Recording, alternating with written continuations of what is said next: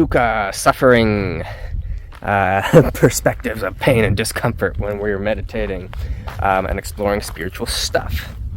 So, inside of all this, we run into the main theme from, say, a Buddhist perspective, which is this phenomena of craving and aversion. We have an experience, I want more, I want less, it's good, it's bad.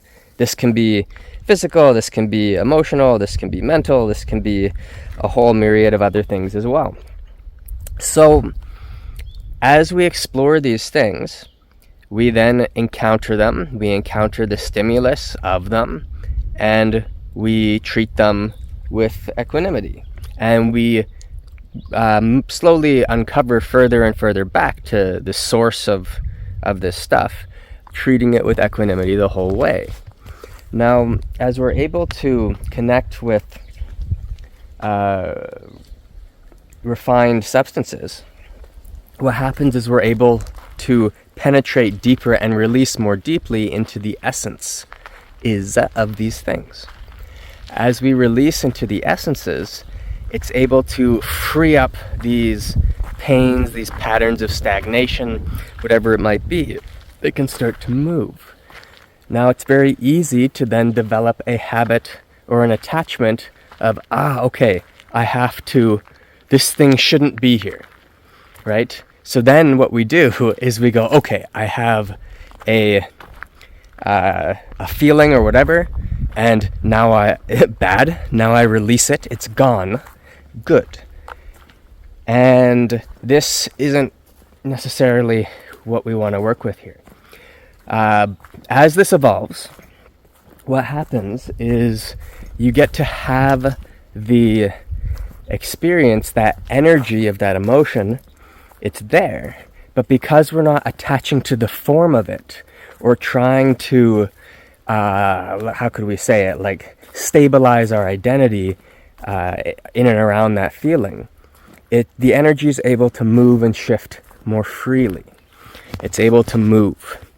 And instead of trying to get rid of it, this is what we so often do, is we have a feeling of one kind or another, a thought, maybe it's a physical sensation. We go, okay, let it go. Okay, but very often we'll actually discard the energy as well. And this can be a type of depletion, as opposed to a type of unification, because we are separating ourselves from that energy. However, if we can dissolve the confines or the shape, the definition that energy is currently housed in, then we are able to find a deeper access to it. As we access this energy, what can happen is that what seemed like a negative, let's say a negative emotion that we don't like, maybe we'll use grief as an example. What seemed like this thing, this dead hole in your heart, suddenly the shackling of that, it starts to unwind. And within that, there's actually a very deep nourishment. Okay, not in trying to let go of that feeling, but in freeing ourselves of the perspective that we're currently attached to. Okay, in relation to that feeling. So when you encounter that energy freely, as whatever substance we're working with starts to penetrate those layers, it opens that space, and it opens the space in your field, and you're able to have an interesting moment-by-moment relationship with suffering, with dukkha, with what we thought of as pain. And the only way to move around this is to start living and existing in a more of a moment-by-moment basis, where that relinquishment of confined perspective becomes a moment-by-moment thing. And the result of this is a type of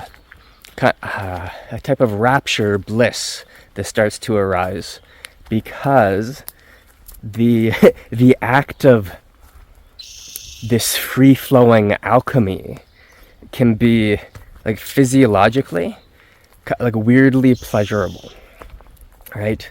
And you exist in this space, and it's something that you don't really want to leave that space. I mean, we could say that's craving again, but it is a very unique experience and worth exploring while you're doing your practice. All right, hope this made at least one piece of sense, hopefully more than that, and you enjoyed yourselves. It was helpful. Thanks for your time. If you're interested in training, you can check out the website and find me there. All right, bye.